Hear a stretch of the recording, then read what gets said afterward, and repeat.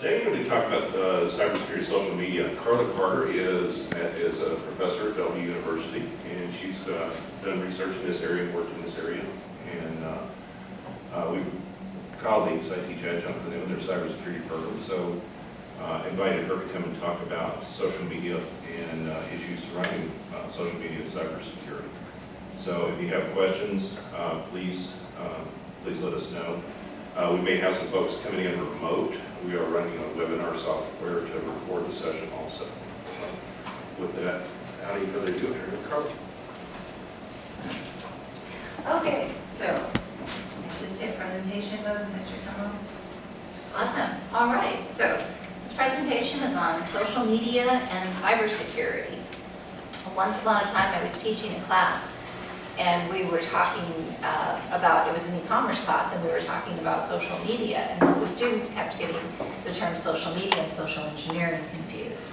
And I stopped to think about it, I'm like, well, actually, you're right there. You could potentially interchange social media with social networking. So there is a cybersecurity angle to social media, definitely, and so this talk is about protecting ourselves from ourselves.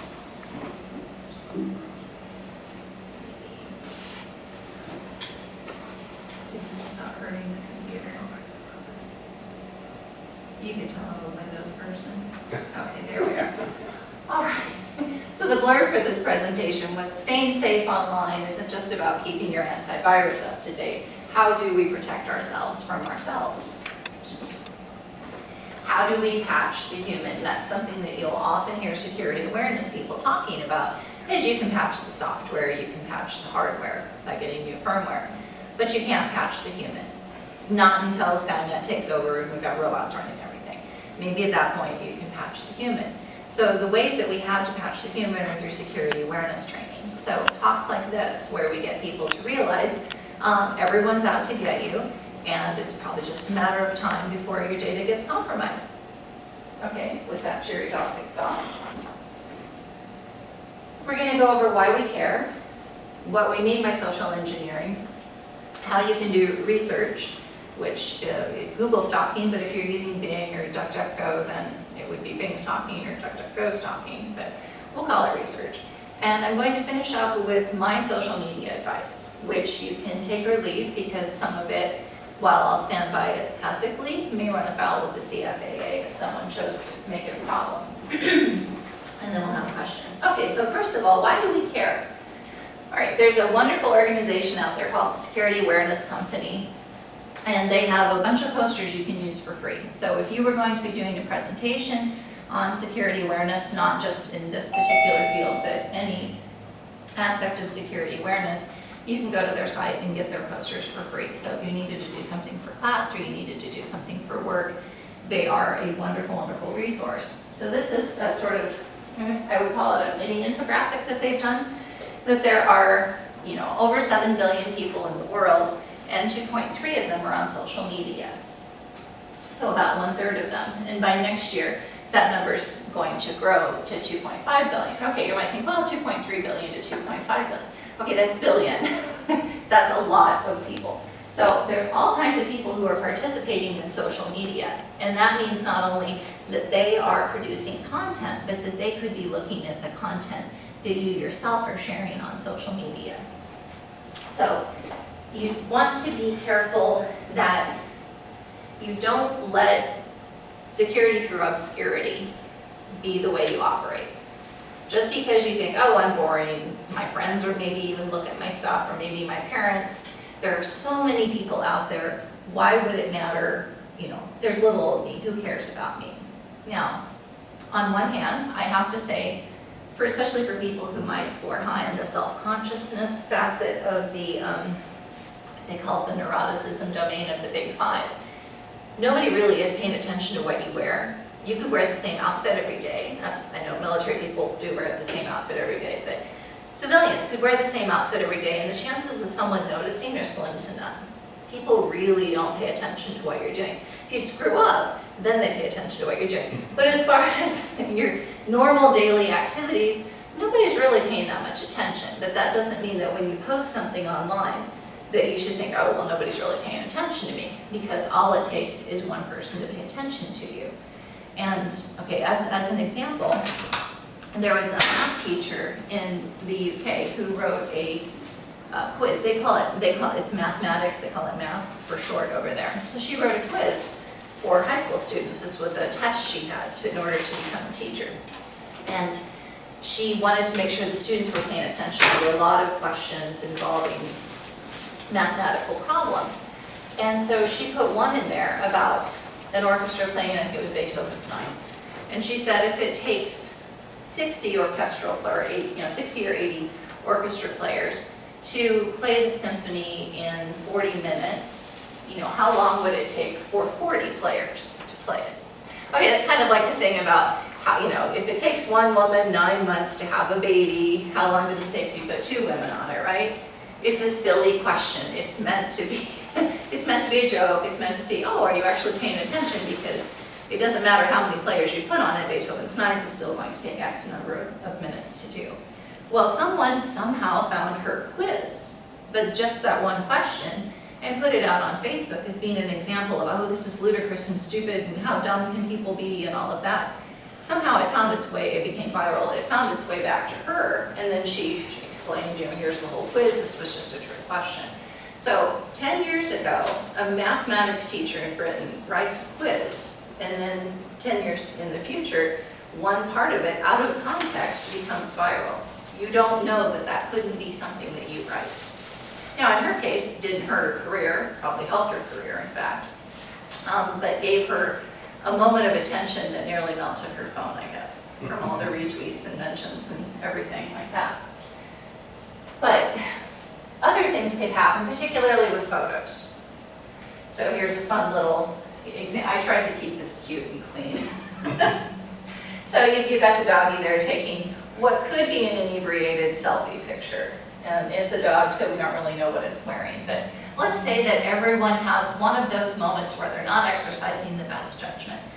Psychology research says that people's prefrontal cortex, the part of your brain that is involved in good decision making, isn't even fully developed until after age 25. Of course, after you've gone through college, usually. Picked your career, all of that. Your brain's not really fully functioning. So we cannot necessarily rely on ourselves to make the best decisions. Sometimes people might drink a little bit too much and maybe get silly and take a picture and post it on the internet, where it's going to live forever. Or worse, one of your friends is going to take a picture of you and tag you in it. Or not tag you in it. At least if they tag you in it, you have to go, oh, they tagged me in a picture. No, that picture is not going to live. But if they don't tag you on it, there are all sorts of image search abilities out there. And someone can easily find that picture of you. Now, I'm not saying, as long as you're of age, don't go out and have some fun and maybe take an irreverent picture. No, I'm not. I'm not here to say don't have fun. It's not fair that there was no World Wide Web when I was in college. There was an internet, I'm not that old. But there was no World Wide Web. There was no social media. There was no way for anyone to take a picture of me at an awkward moment and have it go viral. We had Polaroids. And we had cameras where you had to take them in and wait for the film to get developed. But it's not fair for me to say don't have fun when all the fun I had wasn't documented. If somebody wanted to, or now the only way that it could happen is if I decided to post a Throwback Thursday picture, and that's not going to happen either. So be careful. You have to be careful with the pictures that you take. This is all into the why do we care about what's on social media. What is out there to stay forever? Never post personal information. It's way too easy to find someone's real life identity from clues that you leave when you post something in social media. So on Facebook, you put your phone number so that people can help get a hold of you, right? Or when people lose their phone, I'll see them say, hey, everyone text me, here's my new number. Well, if they don't have their privacy settings right, they might be broadcasting that to friends of friends. Or maybe they didn't intend it to broadcast to friends of friends, but the likes, if a friend of a friend likes something very often, the whole post can be seen. It's depending on who has the privacy settings set up. Home phone number, most people these days, their home phone number and their cell phone number are exactly the same. And yes, if you have, if you own property It's very easy for someone, if they know your name, to go online and look up your property tax records, which then gives them your home address. But why make it that much easier for someone to do that? Because there's a nasty cyberbullying tactic out there where someone, if they don't like you, can call 911 and say, hey, there's something going on. It's called swatting. There's something going on at someone's house, and they send a SWAT team over to your house. Also, exact locations. Most phones these days will come with that turned off, the geolocation feature. If you go into your camera app, it should be turned off. But I can't say, I mean, my experience is with Android phones of the Samsung varieties. I cannot speak to iPhones at all. Could you? They're on automatically. They're on? Oh, man, okay. So at least Android, Samsung has that right, that the geolocation feature is turned off. But it makes sense to check that, to make sure that when you're taking pictures of places, that it's not putting that in there. Because I was able to find out, I was able to develop rapport, which is something we have in a later slide, with someone based on the EXIF data from pictures they uploaded to Flickr. So was that kind of creepy? Yeah. I didn't tell them that I was able to find out that we had both been at the same location. Would I have been able to tell that from the pictures themselves? Probably not. But when you have geographic coordinates put into a photo, then people can tell where you are. If you take a picture of your backyard and you upload that to the internet and that EXIF data is not stripped out, then someone knows your address even if they can't look it up with tax records. I do know Facebook and Instagram strips the metadata out. That's one of the exercises that forensic students do. They'll do comparisons. That's nice to know with that one. I don't know if Google Plus does that. I don't know. It'd be a good test for some Yeah, students. that would be. So there are valid reasons for photographers certainly to leave the geographic coordinate information on there. I would say make sure that you have a strong business case yourself for why you would leave the geolocation on there, because otherwise you could really say this is just giving someone information that they don't need to know. It's not that you're doing something bad, it's that they don't need to know. Most people take showers and baths, and most of us close the bathroom door, right? Because you want privacy. You're not doing anything wrong. You're just cleaning yourself. You would just like some time alone. And think of your privacy that way, the personal information you have out there. You're not doing anything wrong. They just don't need to know. All right, so segueing into about geolocation data, some people may have the geolocation data turned off, but when when you post on Facebook, it tries to tell you, oh, you're posting from here. Like, okay, you don't have to accept that. Now, if here is you're only seeing your friends, and again, you have to be careful of that friends of friends setting. Like, if you're out of town and you're somewhere that's obviously out of town, your house sitter can't be there all the time. So try not to post things where you say, hey, I'm in Tahiti for 2 weeks, because your friends are probably okay, but what about the friends of the friends? Or what if you slipped up on a privacy setting? Or what if one of these social media companies decides to change the privacy settings while you're away in Tahiti for 2 weeks? So there's something definitely to be said, and I run a Facebook page with little traveling stuffed animals, and I will post about them when I am at the location. Instagram will not let you put a location unless it can put on the page. Facebook, at least the pages, you can put it on later. And it's fun to share it with people, make them envious. Like, hey, I'm in the London Eye. Cool, because that's what it's about, right? Making other people envious of your experiences. But just remember, there's a cost to this. Someone knows you're not home. So if someone's at home and that someone is a former Navy SEAL, then you're probably okay. Or you have large dogs guarding your place. So this sad little puppy here doesn't want you to post so much private information online. All right, so we've been talking about Facebook and Google Plus and Instagram. There's another one, Snapchat. I would consider that a form of social media. Some people would consider it a form of messaging. The lines between what's social media and messaging are certainly going to blur. But Snapchat recently rolled out a feature, and I believe that it was defaulting to have this on, and people had to turn it off. I don't use Snapchat myself. That was revealing the locations of people. So if your friend told you, oh, I'm sorry, I can't come to your party, I'm homesick, and then you happen to see that they're at a party across town, yeah, they're busted, right?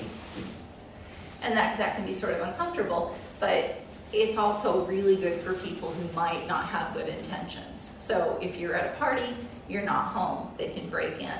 But if you're at a party and you told them to leave you alone because you didn't want to date them anymore, then they know you're at a party and they can come find you. Of course, if you're not dating them anymore, I do advise unfriending them on social media, but not everyone does that.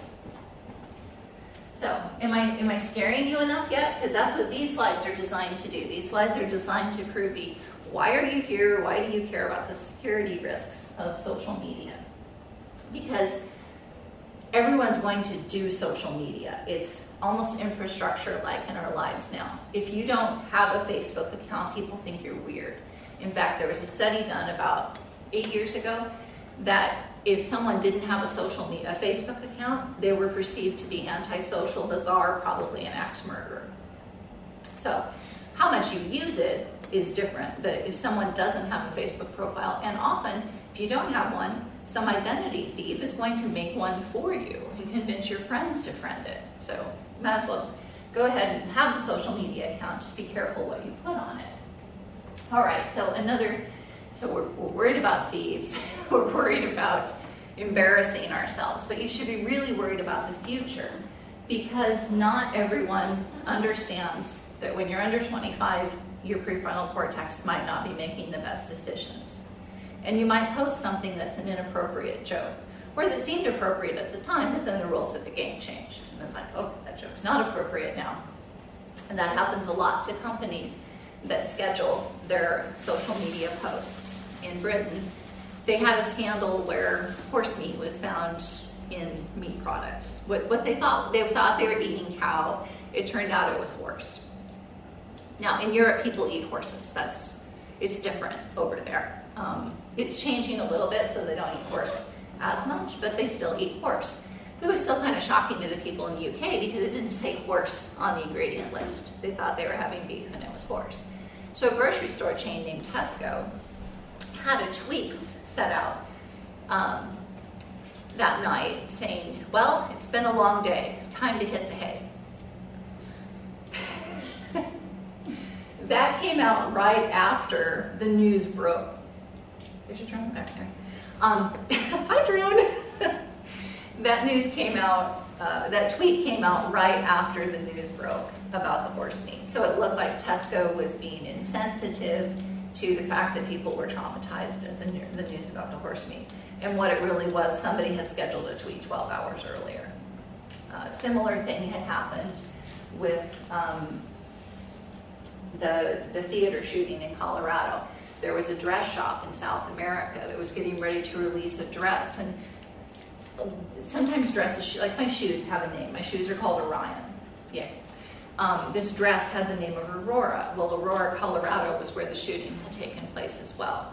So they had tweeted something saying, look, Aurora is trending. It must be our dress. But it was pre-scheduled. You know, the news came in. They had no way of knowing. So I guess the lesson from there is if you're going to have things scheduled, maybe check right before they go out. Check the news, see what's going on. Because the internet is the most unforgiving entity possible. It doesn't matter how hypocritical that is. The internet loves nothing more than shaming people. That's just true. So think of someone who would look like a disapproving older woman here. And if what you're about to post on social media would upset her and make her look that way, think twice. Now, this doesn't mean you can't have fun. Maybe she's, sometimes you're not going to make everyone happy. You're not pizza. But you do want to stop and think, great Aunt Libby here, what would she think of what you post? But also, what Security Cat here has to say, old tweets and social media can come back to haunt you.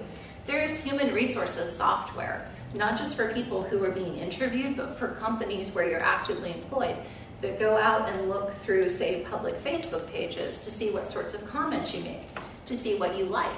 You might think you're being supportive of a friend who is espousing a certain political statement, but the HR software doesn't know the context of that. All they see is that there was a group called I Like to Kick Puppies, and you liked that group. So, especially if the HR person's a cat person, that's just really not good. So it may be that this was a joke, it was satirical, it has nothing to do with kicking puppies, but it looks pretty bad on the source. So you can either not get a job or you can get fired. A lot of states now have statutes in the books that employers cannot use social media in hiring or promotion decisions. They're not supposed to. They're not supposed to. My daughter's HR in the company she worked for and said, yeah, we want to go look at their Facebook page. She said, you can't do that. And Nebraska doesn't have a statute on the books for that. And you also, it's happened a lot with law enforcement agencies. When someone comes in for an interview, they want you to sign on to your social media account so they can look at your account as you. And different states have different laws. Again, some states that's not illegal, some states that's illegal. You know, I don't want to say if you have nothing to hide, you have nothing to worry about. There's a saying attributed to a fellow in 17th century France, Cardinal Richelieu, who said, give me 6 lines by the most honest of men and I will find something to hang him by. So you might think it's fine, but someone else may take exception. So employers are not supposed to use a series of things like age, your religion, your marital status, all of that. I mean, But they do. I can pull up, yeah, especially, I'm sorry, if you're a woman and they think you're going to get pregnant, you know, they'll find a reason to probably hire someone else. So make it really hard for someone to find something that they can use against you. Okay, everyone paranoid yet? All right. Also given the case with Reality Winner and Snowden, the clearance process for the government is changing to where they have to fully disclose all social media accounts that they have. Oh, and also they changed the rules as of October 18th. So new rules now. Anybody who is international, if you're on a student visa, work visa, even if you're a naturalized citizen and have a, I can't remember the name of it, it's like an A something file, then the government is interested in knowing what your social media accounts are, not necessarily the logins, but they want to know what your accounts are. And then that also extends to anyone who's in communication with those. So my husband's a naturalized citizen. At this point, I'm on the radar too. All right, and just one more scary workplace-related thing. Pinterest. It's like, oh, okay, wait a minute. That's where everybody posts recipes and quotes that aren't true and things like that. A teacher in Texas was investigated. One of the parents, their child was going to go to the school, so they started Google stalking the teacher, and they found her Pinterest, and they found that she had irreverent pictures like this on there. And then the school investigated her to see whether she was fit to be a teacher because she was making jokes about, you know, the children made her want to drink. I think anyone with small children can relate to that picture. Or maybe I'm just a bad person. Okay, one last scary thing. Social media can be used for credit scoring. If your friends are deadbeats, a bank isn't going to want to extend a loan to you. So this, either you need to make sure that you keep your friends list private, or you have to go through and only be friends with people who have credit scores of 750 or higher. There are actually dating sites now that are designed for people with credit scores of 750 or higher. But this is something that is legal. I'm not sure that it's ethical because... I'm just picturing someone saying, before I can friend you, you need to fill out this form so I can run a credit check. No, I mean, credit checks are free now. All you have to do is, you know, I can get Credit Karma or like my credit card company. I think my bank even has one now. And so you just do a little screen. I'm sorry, before we can be friends, I need to make sure that it's at least in the 700s, right? Okay, so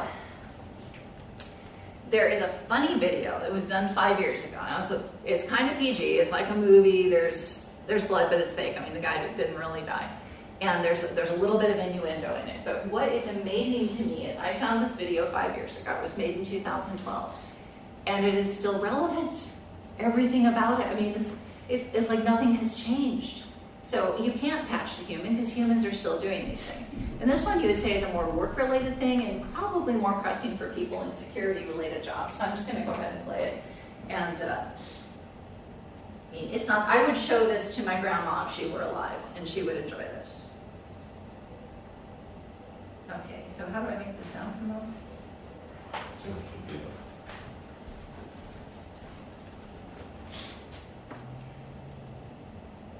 messing up your computer. Oh, it's not hitting play, okay. It didn't autoplay. All right. He's invisible. Like hashtag Agent hashtag on Facebook. Tell the new likes box on Red. Tweet with hashtag Agent hashtag. All right, so can you relate, does that ring true with anyone in your own life, or if it's partially you? I know people like that, sadly. And some people need to do that for, if you're maintaining your own brand and your brand is, publicity, then you're probably going to have to be out there a lot, but maybe don't, put on Tumblr the secret nuclear passcodes. So that was just to have some levity into the situation. You're like, okay, that was funny. What's the big deal? What if I don't need privacy? What if I'm not doing anything wrong? What if I just like sharing things? You're not posting naked selfies. You're not joining internet, shaming mobs. Why are we here? Why is social media a problem? I won't play this video, but it's on the slides in case you want it because it's kind of long. But it's a parody of the Police Every Breath You Take, and it's the social media stalker song. So when you get a chance, listen to it. It's about 5 minutes long, and I would say it gets a little repetitive, but it certainly makes the point about how someone could, not an employer, and not someone who's necessarily trying to rob your house, but in a really creepy sense, how someone could take the information that you're posting online and use it against you, especially if you have kids. Right, so that brings us to social engineering, which we call hacking the human. We can't patch the human, but we can sure hack the human. And one of the first parts, if you're going to do social engineering, is to do research. And with social media, we have made it so easy. There's this hysterical video put out by The Onion. It's called Facebook CIA, where they basically go through and claim that the CIA created Facebook as an information gathering resource. It's hysterical, it really is. It's another one of those like, wow, this is way. No, Facebook, as far as I know, was not created by the CIA. But the sorts of behaviors of what everyone is posting online are, wow, this makes it really easy. And social engineering, yes, it has a negative connotation, but you can use it in a positive manner to bend people to your advantage. And we all do this. If you want to find out what somebody wants for a birthday or a holiday present, you don't just come out and say, well, maybe some people do say, hey, what do you want? You sort of have someone else find, or you hint around because you'd like it to be a surprise. Or if you need your child to go to bed peacefully, there are techniques that you might use. If you want to get hired somewhere, you research the company before you go in, so you have something to talk about. On the instance I was talking about where I found the EXIF data on the guy, I had to interview him for something, and I heard he was kind of a grouchy old man, frankly, and I needed to have something to talk to him about. Well, it turned out I could talk to him about this place we'd both been. And I didn't tell him that I knew where it was because of what he had posted on Flickr, which is technically a social media site. So the research enables you to build rapport. And rapport builds on what we call an influence principle of liking. There are 6 principles of influence that a psychology professor came up with. And liking means that you're similar. It's like, oh, wow, you'd rather spend time with someone who has things in common with you. Because that's comfortable. You don't have to spend time going, well, do I like that? Do I not like that? It's like, oh, this person eats croissants too. Awesome, this is great. Or the example that I gave here, let's say that I had put down that I went to Lincoln Elementary School. And I could list, sadly, information stored in my brain that is useless, all of my elementary school teachers. So let's say I had put that out somewhere on social media. Someone could go, oh, you went to Lincoln Elementary? Wasn't Mrs. Thorell just the worst? It's like, oh, yeah, wow, you went there too. Now, that wouldn't work with me because I went to school in a small town. I know who all my classmates were, probably could pick them out of a lineup. But if you grew up in a bigger town, then you might not remember who all these people were, and that sort of approach could work. Now, rapport, the next step is elicitation. You've probably heard the term catfishing.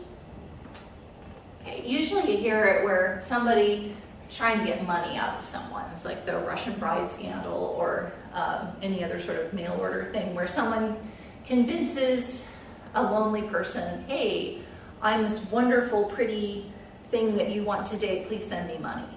But it doesn't always have to be about money. Sometimes it's just about getting attention. There's, I would say, a wonderful story recently in the Atlantic where this gal, French gal living in England, used a dating site and looked like she'd met the man of her dreams. He lived maybe 100 miles away. Well, it turned out it was a man her father's age who was widowed, very lonely, and just found someone's picture on the internet and decided to use that as his dating thing. And he wasn't trying to get money from her, he just wanted the attention. Well, the interesting twist is when she found out that the picture wasn't of him, but was of a guy living in Turkey who had modeled, she contacted that guy, and now they're together. So she actually got the good-looking guy. The story ended up okay, and I think she even made friends with the catfish fellow, just to kind of no harm, no foul thing. She understood that this was a lonely, widowed man. It didn't excuse what he did, but sometimes you can understand it. But catfishing is technically deception through impersonation, which is a type of pretexting. So if you've ever had to make a phone call pretending to be someone you weren't, you've engaged in pretexting. It's illegal in some states for some purposes. A good movie that goes along with that is Catch Me If You Can. Yes. We've had that. So, catfishing uses rapport to lure you in. So rapport is huge, but how do we get rapport? We do research. We find out what we have in common with people to make them like us. So the more information that you put out there, just be aware. Someone can use this to try to develop rapport with you. And it may just be because they're lonely, but it may be because they want to fleece you out of a lot of money, or they want to do something bad to you, physically bad to you. So also be careful, your social media photos, if you're extraordinarily good looking, could be used in a catfishing scam. So how do you know what's out there about you? So you're like, okay, now I'm questioning everything I've ever put out there on the internet, but how do you know what's out there necessarily? Because when we say you take a picture and you put it on the internet, it gets everywhere. You think, well, I just posted it on Facebook. That's safe, right? Okay.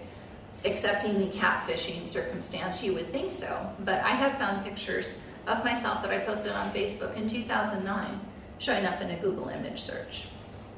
Like, okay, how does that happen? Because I didn't use them anywhere else. So you don't necessarily know that a company is going to change its standards. At one point did I allow Facebook to do image searches on me? I'm not entirely, and it wasn't a good picture. I'm not even sure why I posted it on Facebook. But you can stalk yourself using Google or Bing or DuckDuckGo just to make connections unstable. Oh, that's okay. Just make sure you put quotation marks around it, put your first name, your last name. Now, if you have a really uncommon name, you'll probably get first-page results about yourself. If you have a name like mine, and you think, Carla Carter's not that uncommon. No, it's actually really pretty common. I get so many false hits, that aren't me. There are probably 3 that are me on the first page. The weird thing is, if you search for yourself on a browser that you're signed into, you'll get different results than if your friend does. So it's important to try this from a variety of locations, maybe have your friends do it, see what they're finding. And make sure you check the images tab. And maybe turn off Save Search just in case, just for that moment. You can go scrub your brain clean later. If you want to set up a Google alert, you can do that so that if something shows up about you, you get notified by it by email. Bing, it's a slightly more complicated way. You have to have a Microsoft Live login, but then it'll show up on your Bing page and you can have it emailed to whatever your Hotmail address is. You also want to log out of your social media accounts or log into a private window or incognito window and see what you can find about yourself. A friend of mine who works for Microsoft recently discovered this, that he was posting so many things that some of them were shared public, some of them were shared with friends of friends. And so there's an account I maintain on campus, another Facebook account, and it's friends with my account. So I went into that one to see and sure enough, I gave him a report. I'm like, this is what it saw, this is what you probably should hide. Granted, anyone with half a brain could try to social engineer me from what I post on Twitter, but he was trying to keep a more, a lower profile. So it's important to see what the world sees you as, and try and find a friend who's pretty blunt about things, because other friends might be nice, but find the grouchiest friend you can find and say, will you please tell me what you can see about me on the Facebook thing, and see if they can get one of their friends. So friends of friends, because friends of friends is a weird thing. You would think that it just means posts, but if you have one setting, then there's friends of friends, and someone comments, a friend comments, their friends can see their comments. Because when my husband posts on other people, he's a cyclist, so he's got a lot of cycling friends. He'll post on one of theirs, and I can see his comments. And I don't care, but it's just kind of like, they don't have very good privacy settings. But maybe he doesn't want his other friends seeing what he's posting too. I mean, I don't care, but someone else might. Remember that what we showed the pictures of future employers, dates, and financial institutions are going to be searching social media for you. So you might as well see what they're going to be seeing, right? Check the internet, Google yourself, Bing yourself, check your social media accounts. And that is a link to a really good document by the privacy rights folks. Very thorough, very scary. All right, so once you learn how to do this research stuff, you're like, hey, that person my kid's dating, or that person I might want to date, or the person my widowed or divorced parent is, There are all sorts of reasons why you might want to research someone. And we actually, in our social engineering class, we have as one of the assignment options in class that you can go look someone up. And we give them a fake one if they want to try that out. But, I have to put all these things around it, like, be careful what you find. Because if you go looking for something, you may have unearthed a deep, dark childhood secret that they hadn't intended to tell anyone but post secret. And then it got out there and you're like, oh my gosh, because what you see cannot be unseen. And it's devoid of context. Somebody may be talking about the time that they did kick a puppy, but maybe the puppy attacked them, and you're not getting the rest of that story. Some puppies can be kind of, scary. There's also Photoshop. Just because there's a picture of someone and it looks like they're engaging with an illegal substance, someone who's really good with Photoshop could have Photoshopped in the illegal substance. So don't just look at it and go, oh my gosh, I'm never going to hire them, I'm never going to date them, I'm kicking them out of my friend list. But you can't really go back and say, hey, I was Google stalking you on the internet and I found this and it scared me, because then you have to admit you were doing that. So maybe don't go that far down the rabbit hole when you're looking. I have to admit, recently I was sort of Google stalking the father of one of my son's friends, because they live in our neighborhood. And it was to develop rapport. If I have to sit at a football banquet with this fellow, my default conversations are not cheerful. I mean, I'm talking about all these bad things that can happen. My next go-to topic is, so what kind of funeral do you want to have? Do you have all your passwords saved just in case you're abducted by space aliens? It's death, so it's either hacking or death. I'm seemingly incapable of small talk. And so I'm trying to think, well, what sorts of things is this guy into? And then I stopped myself, because once I had something, it's like, okay, I can deal with this. I need to stop. I don't know if I don't care if he still works there. I don't care if this is his OEM wife. But there are times when I personally have gone looking for folks and found information that then someone had applied for a job where I work, and they would have been someone I was not really reporting to, but kind of reporting to. So I was very interested in finding out information about them, and I went beyond report. I was dead out investigating this person. And I found marriage and divorce records. Those are very, very easy to find on people. And that has little to do with social media. That's a matter of public record. That's like tax records. And I found out this person had been divorced and remarried. Okay, big deal. So it's like 70% of the population, right? It's maybe not something someone's going to brag about, but you're certainly, you can understand that these things happen. But when he came in for the interview, he acted like the current wife was the OEM wife. And I'll just never understand why he chose to do that. I wouldn't, I'm not expecting him to go, yeah, I got divorced and then I upgraded to this one. No, I wasn't expecting that, but that he was sort of deliberately deceiving us to make it look like the current wife was the wife he had when he was in college was just weird. He was unqualified otherwise, and then I told my colleagues what I had done and they were all frightened of me. So, That's why everybody avoids you at college. that and they think that if I get mad, I'm going to serve them ground glass and their food. It's the deaf thing. When you talk about deaf, people just kind of run clear of you. I have the word glass on there too. People have valid reasons for abridging their lives.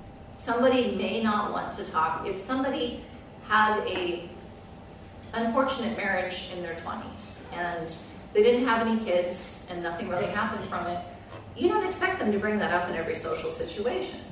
So if you're out there looking for someone, you're like, that was interesting. They were married for a year, 20 years ago. If they haven't told you that, there's probably a reason. Maybe they are embarrassed about it, but it's not relevant. The internet shows us things we don't need to know. Again, not that they may be wrong things, it's just things that we don't necessarily need to know. So if you research somebody, just remember people who live in glass houses shouldn't throw stones. You want everything from your 20s dragged up and put out on the internet too. You want somebody to judge you for an out of context experience way back when. So that's just careful with the research. But when you are researching yourself, think of the absolute worst thing that someone could think about it. There are ways to get rid of information, but it's just given the nature of the internet, best to make sure it doesn't get out there in the first place. So then you're thinking, great, what am I supposed to do?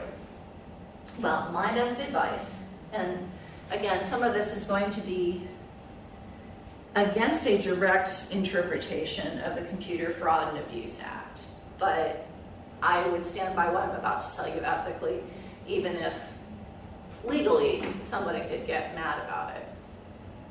But the first thing is there's nothing unethical or illegal about this. Lock down privacy as much as you can. Try and find a friend of a friend to look at your profile just to make sure this stuff's not coming up. But even if you have it locked down, screen captures. People coming up with physical cameras and taking pictures of the screens and showing it to people. I can't tell you how often I have screen captured something to show it to my husband. It's like, wow, look at this person posted. I try to get the names out of there, and if it's a picture of somebody that's unflattering, there are ethics associated with sharing of information, but let's all be real, we're going to share things with those who are close to us. So you can lock down privacy as much as you can, but truly, if you don't want it on a billboard, and you don't want it to show up on the 11 o'clock news, don't post it. Do not let it leave your brain. Don't text it, don't take a picture and send it to somebody, because for sure those are going to get out there on the internet. So the controversial advice, you have two accounts. One account under your real name that's easy for people to find, easier for employers to find, easier for creditors to find, easier for people you might want to date or their parents to find. And it's not that it's fake, it's you. It's just the best part of you that you could ever have. This is the you that goes out and helps people. This is the you that breaks for squirrels. This is the you that walks 20 minutes a day and drinks 8 glasses of water and does everything. It's an abridged you, yes. It's the you that doesn't do stupid things. It's the you that would never go onto a comment thing of the 1011 news channel and have to tell someone you're wrong, because that can be perceived as a little bit antisocial. So it's grandma friendly. You wouldn't care if this account was used on the 10 or 11 o'clock news. And then you have another account. Oh, by the way, LinkedIn should only be you, the professional you. LinkedIn is not for quizzes, it's not for games. Don't put your birthday on LinkedIn. Your birthday is personal information that identity thieves can use, but I'm already obligated to say happy birthday on Facebook. I don't want to have to say it on LinkedIn too. LinkedIn is your living resume. It's for work-related sorts of things. So there should only be one LinkedIn, and that should be authentic you, and you should never have anything embarrassing on LinkedIn, ever. But Facebook, Instagram. Instagram's a little tricky because that's a picture thing.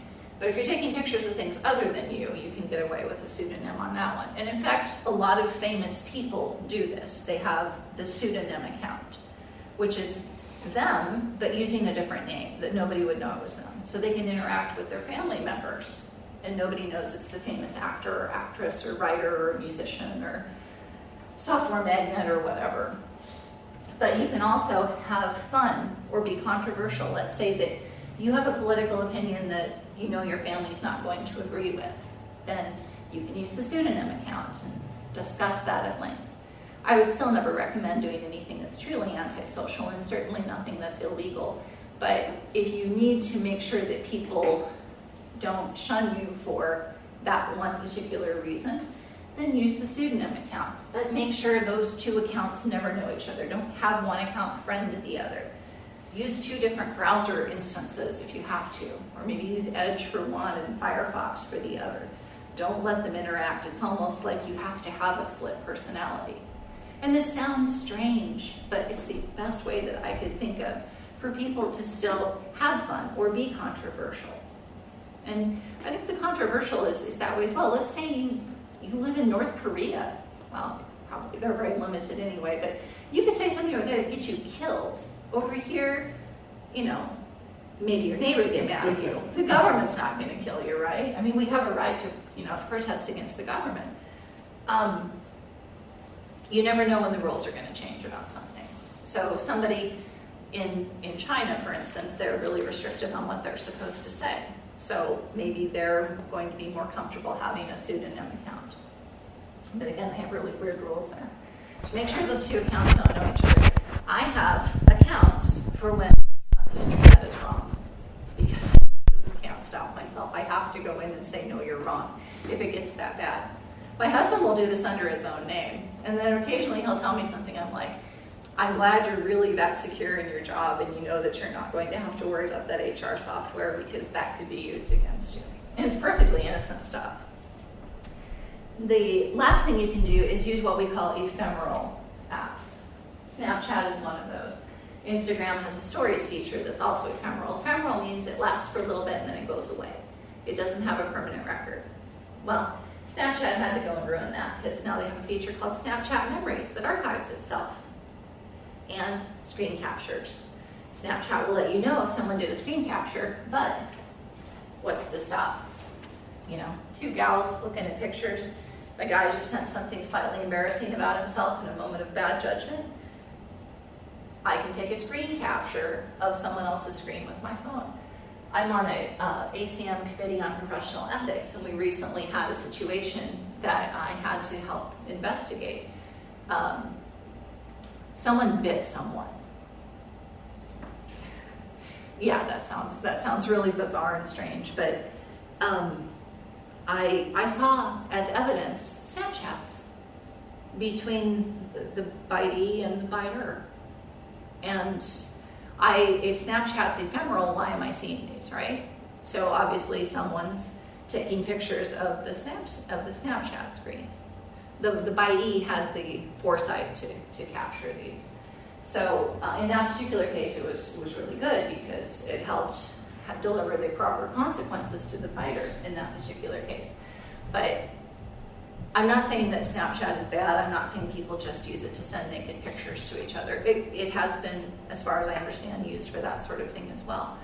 But if you have a moment that you're exercising bad judgment, maybe consider ephemeral media before something that's going to, stay out there forever. You want to be young and have fun.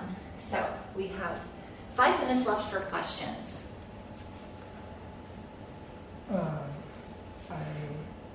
In my case, is curious because I have a Facebook account and I have perhaps 20 or 21 friends, but my teenager son, he is 14 years old. He has almost 200 friends or more in his Facebook account. So it's curious to see how my son, have a big relationship with. Well, I think when you're younger, there's definitely a social benefit to collecting the whole set, is what I call it. So kids will tend to be friends with everyone who's in their class at school, whether that's, if you're at a small school, it could be everyone you're in 8th grade with, or maybe everyone who's in your social studies class, or everyone you're on the football or basketball team with. So there can almost be a social penalty to not being friends with somebody. And some people will friend anyone who asks them. So they'll get a friend request, say that a young lady finds him attractive, and she just sends him a friend request, and he might think, well, she's attractive too. And if he's single, then he would accept the friend request. So I'm not going to say that that's necessarily tied to bad decision making, because that would mean that all friend requests are the result of bad decisions. But kids don't have enough experience to know all of these things that can happen. And frankly, even if you tell people all the things that can happen, they'll think it won't happen to them. So I don't want to say the past hour has been a waste of time and breath, but I'm afraid the research is not on the side of, people will look at this and go, yeah, but that's not going to happen to me. Yeah, a lot of times as far as young kids having an account, some parents will say, well, I have to be friends on your account so they can monitor their account.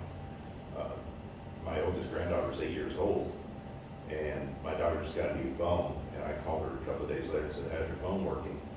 And she says, oh, I finally got everything turned on. I keep Bella from Snapchatting everybody.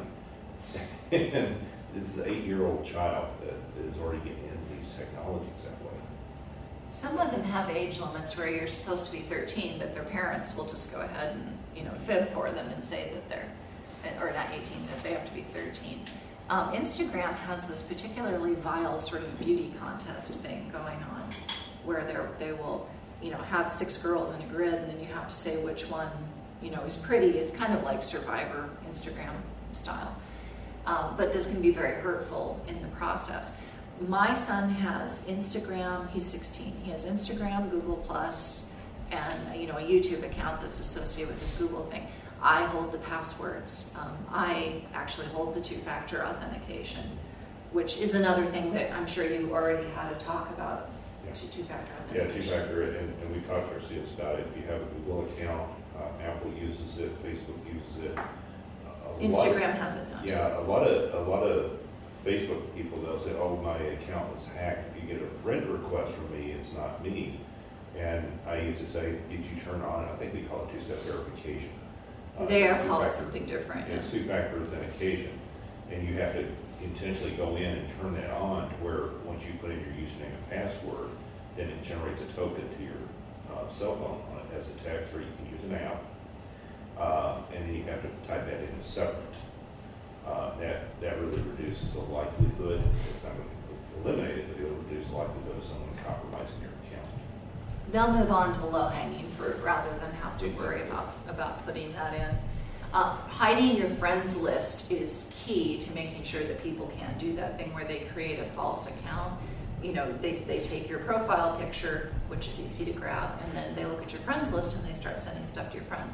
You can hide your friends list. Why do people need to see your friends list? So, but with kids, my son has high-functioning autism, so I can get away with stuff maybe other parents can't, but I hold the keys to the kingdom. I can lock him out of the accounts if I want. And the passwords are so complex, there's no way even with his memory, there's no way he could memorize them. They're 16 characters. You were talking earlier about someone not having a Facebook account or a social media account is kind of like ostracized. I do have a friend that doesn't have any social media accounts. What he does for a living, he's a federal parole officer, and he doesn't want any information that his parolees can find of him to be used. And that's really wise. And I think if someone knows that you're in that, if you're in the military, they would probably prefer you don't have social media, because people are apparently posting really dumb things like, yeah, we're shipping out tomorrow. We're going here and here. I don't know when we'll be back. It's like, And this is just not good information to have. I can attest to you that I don't have any social media accounts. I'm an accountant by trade, but my little brother is a Secret Service agent. So Oh, okay. I'm like, no, and he doesn't have any either. So Yeah, so if somebody says, if you're in a position where somebody is evaluating you and they ask why you don't, and you can say family member, Secret Service, or, military, or I'm involved in law enforcement, generally then they back off. But if you don't have that sort of excuse, apparently they think you're an ex-murderer. Some people just think it's a time waster, and they don't Oh, it want is. everybody in their business, so they don't have one. Yeah, it's in that privacy document, the privacy rights one, there's a paragraph on how having social media can help you get a job or keep a job. And it's what I said about having the real account that's your brand that shows, hey, I break for squirrels, I help people out with problems on the internet, I volunteer, I do this and that. If you use social media like a nice billboard, then it can benefit you. And I would say if someone is 18 years old and doesn't have a social media account and they're not going straight into, a cleared part of the military, someone's going to think something's wrong with them. And I'm not saying that's a good thing. That's just how it is. When you get to be a certain age, I would say anyone over the age of 50 is probably assumed to be dumb. That's just how they do it. It's like, oh, you're 50, you don't even know how to turn on a computer, do you? So people over the age of 50 are forgiven for not having social media accounts. But anyone under the age of 30, if you're not in law enforcement or doing some sort of military stuff, folks are going to go, what's wrong with you? You're probably going to, put on a black trench coat, bring a weapon to the place, and go postal on everyone. Other questions? What's the coolest thing you learned? Oh, a lot, yay! So you shared a lot of information that I can share with friends of mine that I know that are on social media. Cool. When he was talking about the two-factor authentication, I had started putting documents together to put on our church Facebook page, and so the pastor gave me the password and he went out of town. And so a lot of times the best time for me to do things is like late at night, anywhere between 1 and 3 in the morning, because I hear you there. it's quiet in the house, and so I'm like posting this stuff, and all of a sudden my phone's ringing at like 2 in the morning, and I'm like, oh my God, what's going on? The pastor's calling, and I'm like, hello? He goes, Tony? And he goes, I think my church Facebook page just got hacked, and I'm like, oh no. He goes, are you posting anything? And I'm like, yeah. He goes, okay, bye. Because he, had put, and so he gave me the information, but I got through, and so it alerted him on his phone, and so, and then his Facebook page is connected to that as well, so then. Oh, because of the page, yeah. Yeah. So we have an initiative on campus that's called Ethical Insights. It actually has its own Gmail address and its own login that way. So it's actually a Facebook account called Ethical Insights that has a page called The Ethical Insights. So that might be something you want to look into so that it's not tied to his personal account if he's got different people who are managing the page. You should be able to. Just one real morbid, okay, I have to bring up death, but I waited an hour, right, technically, is that what happens to you if you, I'll just say it, what happens if you're killed in a car accident and you have social media accounts? Doesn't it just sit out there? It just sits out there. I had a friend die suddenly at the end of June, young, she's in her 40s, and her page is still there, like, she had a birthday, and people who didn't know she died were like, hey, happy birthday, hope you're having a good time. It's like, oh man, cringeworthy moment. Her LinkedIn page is out there still too. I'm waiting for LinkedIn to say, oh, you haven't connected with Laura for a while. Like, you're trying to tell me something I don't know, LinkedIn? Yeah, the same thing as a friend of mine was killed in a motorcycle accident a few years ago. His account's still active. Still out there. Facebook does have a feature where you can designate someone to be in charge of your account, but I'm not sure what triggers that if they have to contact Facebook. I think they're, like parents, if a child was killed, can contact Facebook and ask that the page be memorialized, which means it's frozen in time, no one can post contact to it. and I don't think the birthdays show up and things like that. But any accounts you have, consider death as an incident candidate that likely turns into an incident at some point for everybody, and have an incident response plan, which would include making sure that someone's an executor of your account information. They were trying to pass a law in Nebraska to allow people to have digital executors. Facebook came and lobbied against it to make sure that you couldn't do that. So what I'm going to say is, might be technically against the law, but have someone impersonate you. Make sure they've got your usernames, your passwords, your two-factor authentication backup codes. In case, I mean, if your phone survives the car accident, awesome, they can use your phone. But when I went over to Europe this summer, because it's like, okay, someone could have screwed with lithium-ion batteries and my plane's gonna blow up, or ISIS could have gotten us. I mean, we went to London and then we went to Belgium.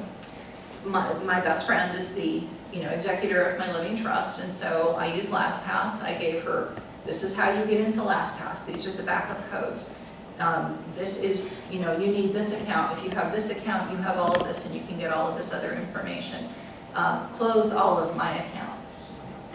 And then on my primary account that I use for like business email and stuff, I have my mother listed as a backup. Google will let you say, who's a backup person? If you don't check your email for 2 months, we're going to give this person access to your email. But I mean, if I think of the stunning amount of social media accounts I have and everything else, yeah, I need someone to impersonate them and shut them down, because I don't want to have a legacy. I just want it to be, if I'm going to go, I want to go. Actually, I heard of a really, while we're on the topic, a fellow knew he was going to die. He died young of brain cancer, and what he didn't, obviously because he was young, didn't get a chance to travel. So he was cremated, and he asked them to divide ashes into tiny little packets. And then this was opt-in, this was not opt-out. When you left the funeral service, then you were, if you wanted, you had a little set of ashes of his, and then the next time you went somewhere cool, you were supposed to take the ashes and scatter them. So there you have another goth prof tip. The LastPass now has LastPass Family. Yeah. Just rolled that out. I saw that, I signed, or I said yes for the LastPass Yeah, thing, so we'll see how that. So that way a family member can access. But depending on how messy your life has been, you may or may not want your spouse to be the person who has access to that, which is why I have my best friend who I've known longer than my husband, much longer than my husband, and won't judge anything. Because I try to make sure that I basically erase my past. I don't want my husband to run across, something from an old boyfriend, because that would just be horrible. But I don't know that I got rid of everything. I tried, but I'm a digital power.